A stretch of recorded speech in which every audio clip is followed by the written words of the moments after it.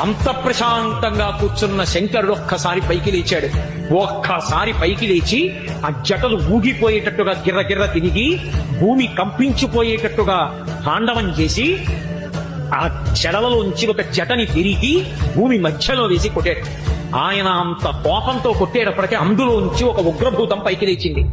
అభ్రంలిహాదభ్ర విభ్రమ భ్రభ్రమ కృణీల దీర్ఘ శరీరమర ప్రజ్వల జ్వలన దీప్త జ్వాలిక జ్వాల జజ్వల్యమాన కేశములు మెరయ జండ దిగ్వేదండ శుంఠాపదొర్దండ సహస్ర ద్వితిహేతి సంగమప్ప వీక్షణత్రయలోక వీక్షణద్యుతిలోక వీక్షణతతి దుర్నిరీక్షమగుచు క్రకచ కఠిన కరాల తంస్ట్రలు వెలుండ ఘన కపాలాస్తు మలికలు దనర అఖిలలోక భయంకరుండగుచు వీరభద్రుడు దయించమారత రుద్రుడగుచు.